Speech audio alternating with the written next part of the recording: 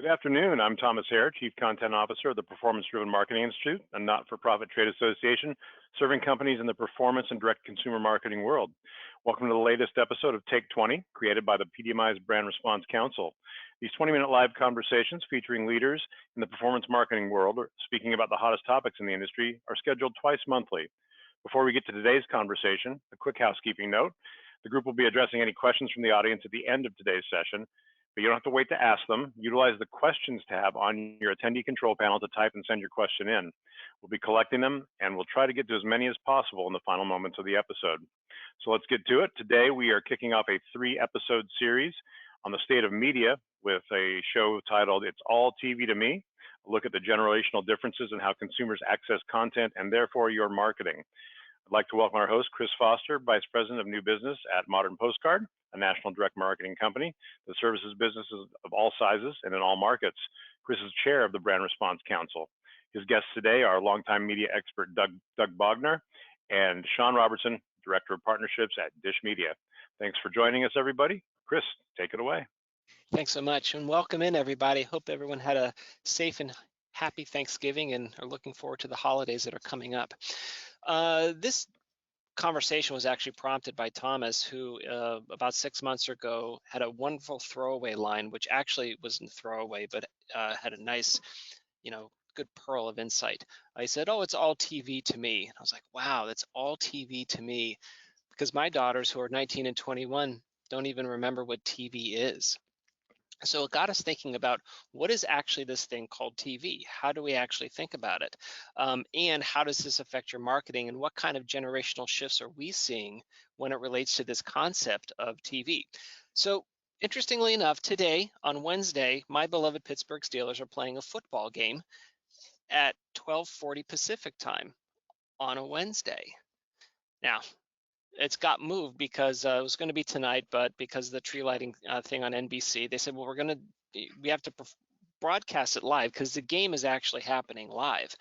So folks like me who are working today are like, well, how can I watch this? Well, I've got lots of options. I can check it out on Sling and maybe watch it later. I can delay it. I can go to my phone and watch it on the side. I can actually go to Peacock and stream it on my computer screen and put it off to the side. Not a problem. I can watch that whenever and however I'd like. It's device agnostic now in terms of what TV actually is. And what we're talking about too is how these changes affect not only brands reaching out to their market spaces, but also how the user actually consumes A, the content, but B, the marketing. So with us, media expert Doug Bognar and Sean Robertson. I'd like to start off with you, Doug. My question to you is, as you've seen media change, what now is going to be, I think, the impact for marketers when they try to reach a younger audience who's never heard of television? Oh, start off with a simple one, right, Chris? Thank you so much. So, yeah, no, your example about the Steelers and the opportunity you have to access various channels across different devices means that that's exactly where you have to be as a marketer. You have to be available to them through every channel, through every device. I would say that TV has always been more than just TV to those of us in the industry, and it's very dangerous and sometimes gives us a really myopic view. I would say, going back to my beginnings in this business, in the direct response business, when you surveyed customers and said, well, where did you see our spot, or where did you see our infomercial? They would say, channel 12. Not super helpful. How about, were you on cable? Were you a satellite subscriber? Sure. What were the call letters of the broadcast station? They don't know and they don't care, but they searched out in that era, not necessarily searched out that content. More so now, of course, you're searching out content, and it is device agnostic. It is wherever I am at, whatever device I have in my hand, if it's my phone, if it's my iPad, if I happen to be in that lean back experience in front of the big screen in my living room, I want to be able to watch what I want to watch when I want to watch it. And the big challenge that we face as marketers is, how do we get that in front of them? In my experience, shopping and direct-to-consumer programming is not at the forefront of the streaming service. That is not a type of programming that they're all that interested in. They don't want it to be what can be available or what looks like we all know as an infomercial program channel or a live shopping channel. It has to be far more engaging. It has to be far more focused on the content than the sale. And I'm probably droning on and on here a little bit, but the entire industry needs to rethink what we deliver to that customer. And you know, maybe getting to them on those devices, we've all sort of figured that out to a degree with various apps and some fast services and things of that nature. But it's what it really looks like as you're engaging with them. How do you get them engaged? How do they find you? That search and discovery issue has to look markedly different from what it does on the heritage platforms. Interesting. Sean, what's your take on that? And I guess maybe I'll ask a very specific question. As my daughters are 19 and 21, and one of them wants to go off and, you know, maybe get an apartment with friends, and you're at Dish Media saying, Dish is a great idea for you, young 21-year-old person.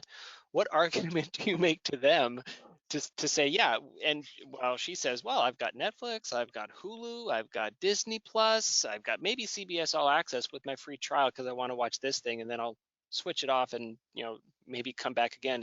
How do you then position the value of Dish to that young generation? Yeah, so I'll tell you, in Dish, we're just hitting our stride at 40 years, right? So we are a very mature company in that space. And about I'll take it back a little bit further. About 8 years ago, our chairman and founder, Charlie Ergen, started to ask that question. And I remember getting to Dish. I've been with the company 9 years now. And we would look at a heat map of our penetration by the country. And we were pretty balanced. We had this reputation of being ultra rural, and that's sort of how we position ourselves to the consumer base.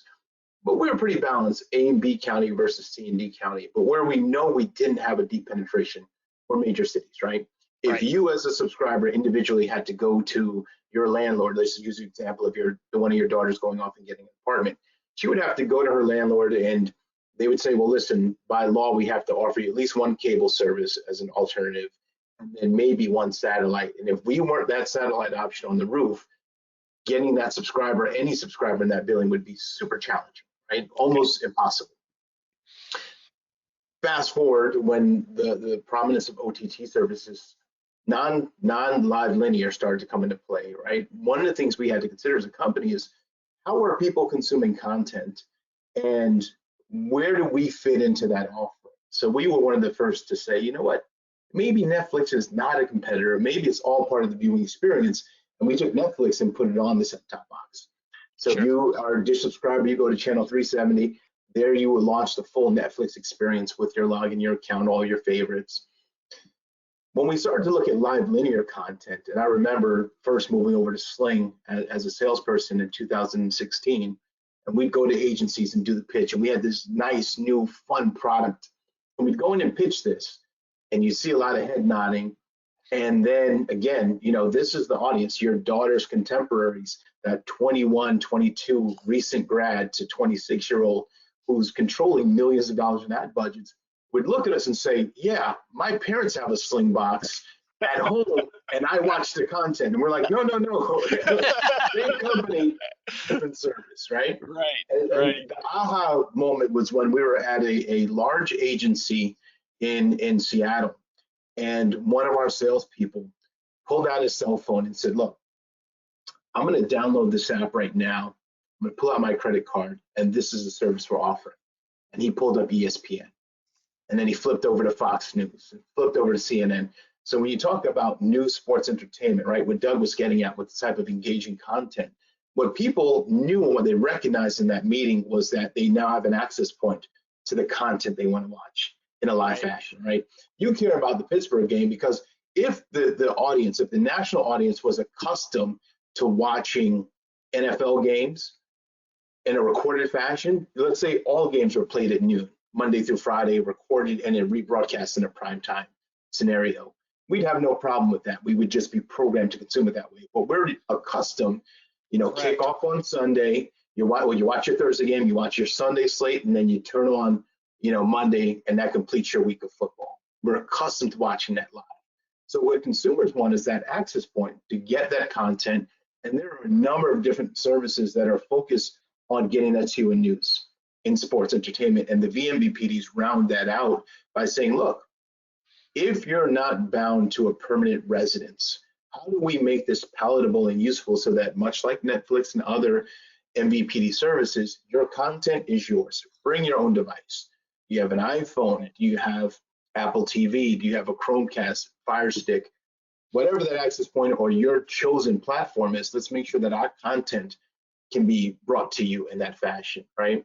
And for the networks and platforms that didn't have a standalone, aggregators like Sling offered this experience, and it's great. I always say, Chris, we make the mistake of decoupling how we behave as consumers from how we behave as marketers, right? Correct. So as a salesperson, I'll say, well, this is how I want people to use the product. And I remember sitting in the early marketing conversations with Sling, and we thought this was just going to be for those cord cutters, cord nevers, Gen Y, Gen Z. And I asked the question at the time, who told us that? Right. And we had market research, but we were surveying the group that we wanted to reach. And what came to mind for me was the Toyota Scion, right? It was supposed to be that entry-level Toyota brand that was going to be cool and hip, and all these 16, 17-year-olds would buy that and graduate into the Camry and then graduate into the Lexus when they got their big paying jobs. And what they found eventually, market consumption showed them, is really grandma who was on a fixed income at 55, 60, 65, getting this cool, fun car to drive she and her friends to bingo, right? So the consumption functioned differently.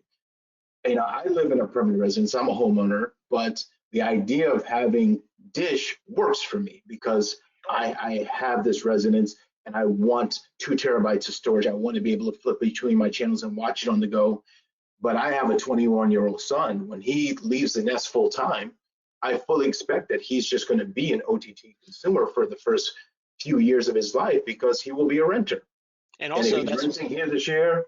Yeah. Mm-hmm. And that's what he knows, right? He That's knows what where, and I think that, to link what both of you are saying, Doug, I thought it was a terrific phrase where he says, as marketer, be available in every marketer on all devices, whenever, wherever, all the time.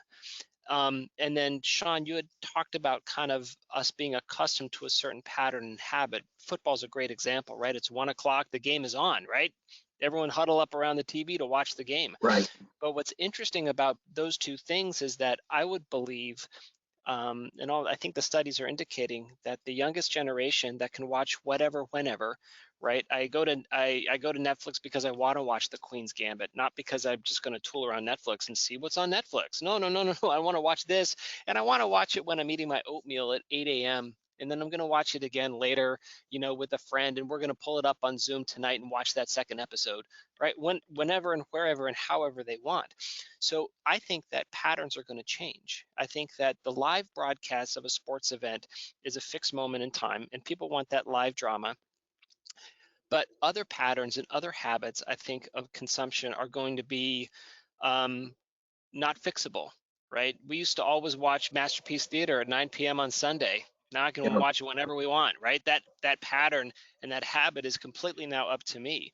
My daughters won't have a pattern or a habit, right? Not fixable, right? So I think that that's another interesting change that as marketers, you figure out whatever sale I have, whatever product I'm offering, my user could watch this at any time. So it has to be fungible, right? It has to be adaptable.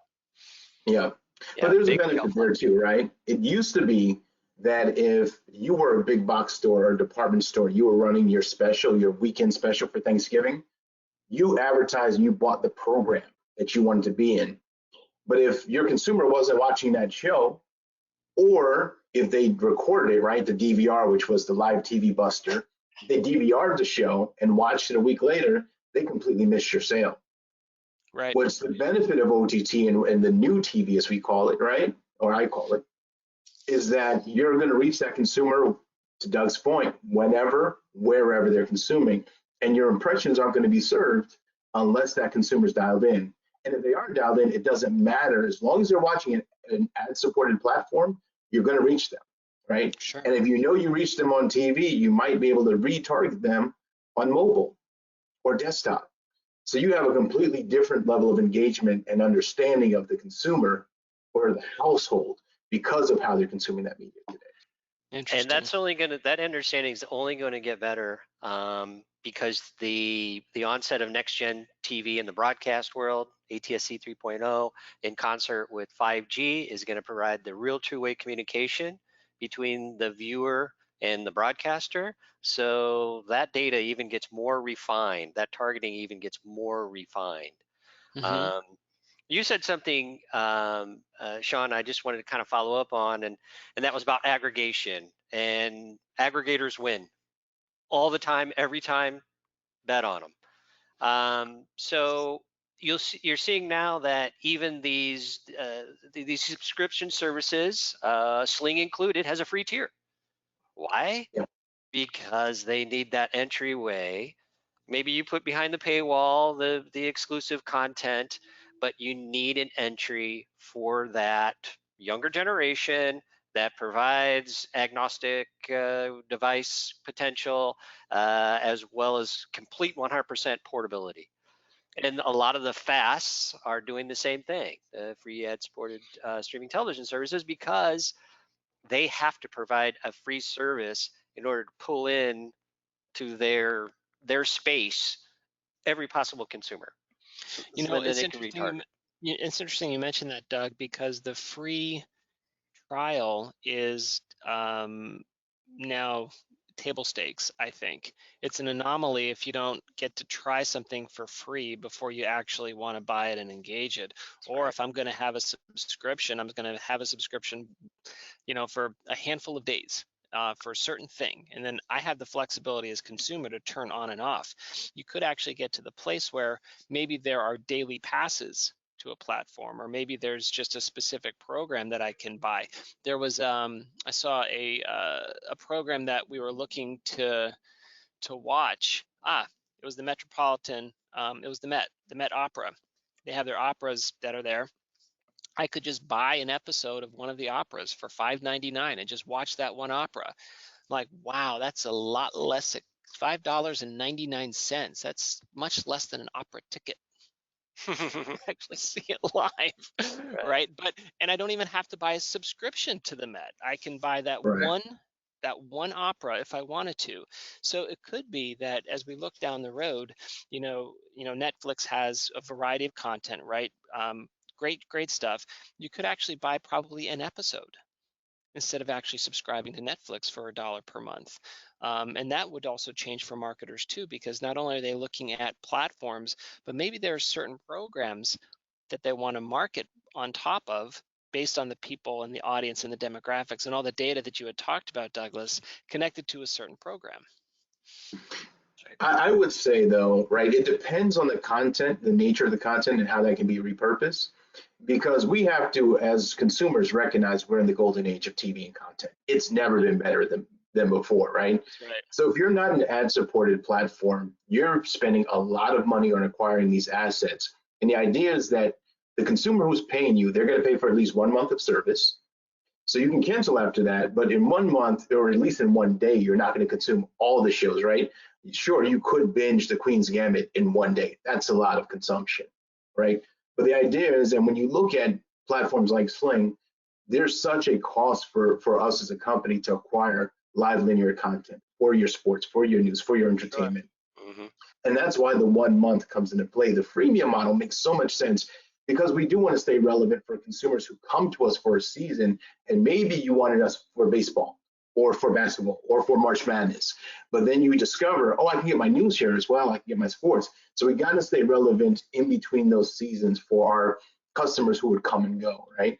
And the predecessor to Sling was actually something called Dish World or Dish International, which was for our international consumers who wanted to receive content in language, and maybe they only lived in the United States for part of the year, where it was really cost prohibitive to pay for TV service when you weren't consuming it all the time.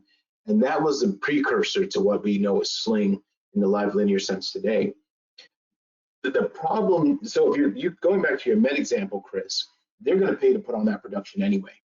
Right. And the cost of the live performance subsidizes that production. It's now an incremental revenue generator to expand it to people who maybe geographically are challenged and can't come to the Met, or it's now a discovery tool. So you watch it a couple times and now you're hungry to be that seasoned subscriber. So you're going to 4 or 5 performances a year. But if you're talking about new sports or football, the cost of saying, yeah, I'm going to give you access to this one-time use, that becomes a diminishing return for the producers, the content producers, and the distributors. So that model is going to have to be figured out. I'm sure there's a way that it works, but you may find that the cost for that one-time use may not be as beneficial when you look at, I could pay round numbers, right? 50, 60 bucks for the month, or I can pay 10 bucks for the day. Right. No, that's and I think that your point that the model I think will be figured out, right? The pay-per-view model has been tried and true for some other live events. It wouldn't be surprising to me if a pay-per-view model of some kind develops in the next 5 to 7 years, especially as this younger generation starts to really become more mature and more discerning with how they're going to buy media when they actually are paying their own way. So right. Interesting. All right, so we're 11:22. We're about that take 20. Thomas, do we have questions from the audience that we want to field? Yeah, we got a couple if we can get to them. We'll see how long this first one takes. First one's for the group. Where would you put the age break between the it's all TV to me generations and the content delivery system agnostic generations? Awesome. We'll come up with an acronym for that. But Sean, what do you think that demographic for that age break is? I think it would be a misnomer to focus on demographics and not psychographics, right? It's about your lifestyle, how tech savvy you are, and what your patterns of consumption are, right? My parents have friends. My parents are in their 70s. They have friends that are OTT first, and it's based on their lifestyle. They're snowbirds, and they spend part of the time up north and part of the time down south. They've figured out how to make that work for them. And then you have folks who, because of the mass amounts of content that they watch and want to store, or based on the household composition, they may be younger homeowners or longtime renters who are in their mid to late 20s that are paying for traditional terrestrial satellite or cable services. So I think it's more important to focus on the psychographics first and then look at the demographics. I'd be foolish to say it doesn't inform you somewhat, but the folks who have grown up with from the time that they were preteens or teenagers, everything's been OTT, they're much more susceptible to being just OTT users. So certainly, there's an easier entry point for them. Excellent. Yeah, I have seen data that shows that 65 plus is adopting streaming services at the same rate as 24 to 35. So interesting. if you want a number, that's it. But I think Sean is right on. It's all about psychographics. 2/3 of U.S. households are OTT subscribers. Wow. Yeah. Right, 2/3. That's the number. 65, 66%. Yeah, and a large percentage also.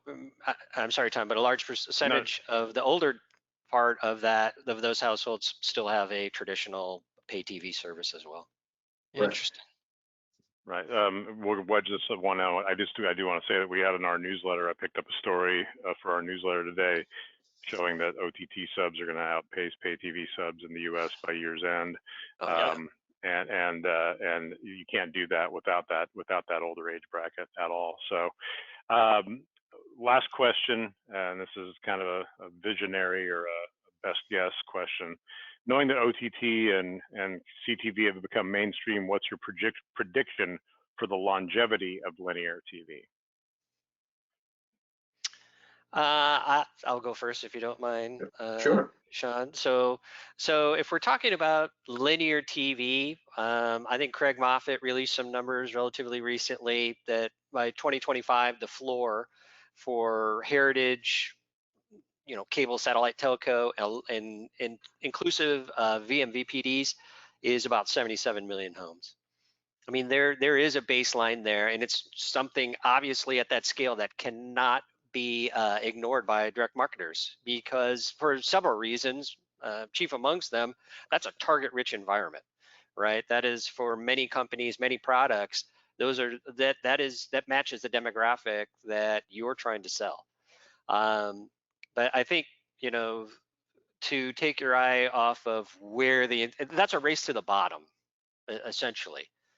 If you want to build any longevity and sustainability as a business, there has to be significant effort on the other side, and that would be the pure play streamers.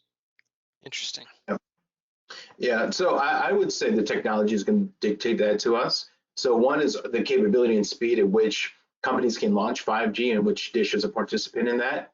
So 5G is going to make streaming large amounts, downstream of large amounts of data possible. But what we have to take note of is not just the capability, but what is going to be the cost to the end consumer.